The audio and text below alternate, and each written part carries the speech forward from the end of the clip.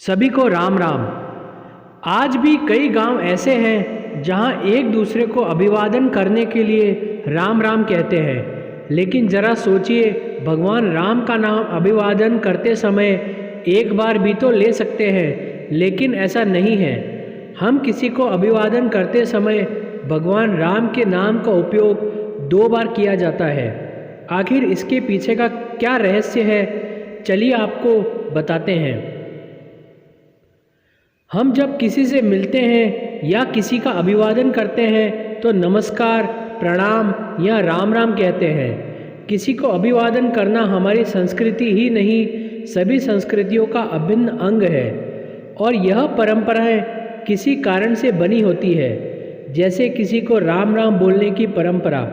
पुराने समय में गांव हो या शहर, सभी जगह अभिवादन हेतु भगवान का नाम लिया जाता था।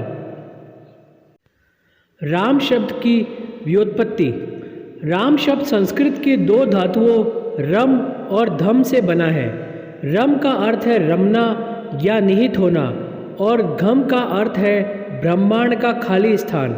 इस प्रकार राम का अर्थ सकल ब्रह्मांड में निहित या रमा हुआ तत्व यानी चराचर में विराजमान स्वयं ब्रह्मा। शास्त्रों में लिखा है, रमन्ते योगिनः अस्मिनः सा राम उच्यते, अर्थात योगी ध्यान में जिस शून्य में रमते हैं उसे राम कहते हैं। राम राम शब्द जब भी अभिवादन करते समय बोला जाता है तो हमेशा 2 बार बोला जाता है। इसके पीछे एक वैदिक दृष्टिकोण माना गया है। वैदिक दृष्टिकोण के अनुसार पूर्ण ब्रह्मा का मात्रिक गुणांक 108 है। वह राम राम शब्द 2 बार कहने से पूरा हो जाता है, क्योंकि हिंदी वर्णमाला में र 27वां अक्षर है,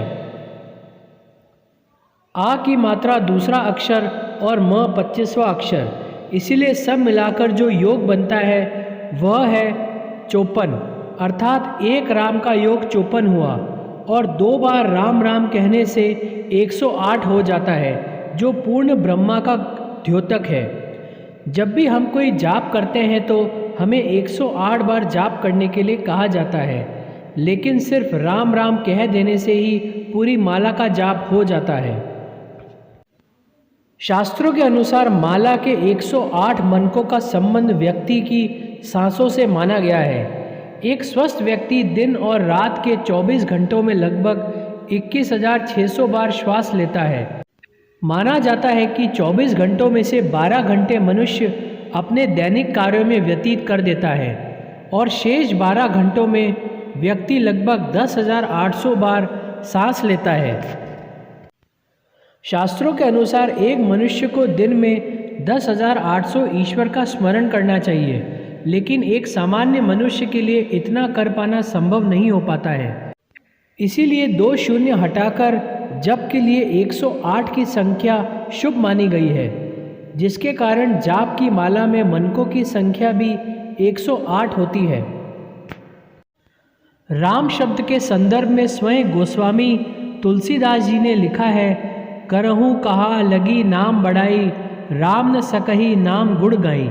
स्वयं राम भी राम शब्द की व्याख्या नहीं कर सकते, ऐसा राम नाम है। राम विश्व संस्कृति के अप्रतिम नायक हैं। वे सभी सद्गुणों से युक्त हैं। वे मानवीय मर्यादाओं के पालक और संवाहक हैं। अगर सामाजिक जीवन में देखें तो राम आदर्श पुत्र, आदर्श भाई, आदर्श मित्र, आदर्श पति, आदर्श शिष्य के रूप में प्रस्तुत किए गए हैं, अर्थात समस्त आदर्शों में एकमात्र न्यायादर्श राम है। जय श्री राम।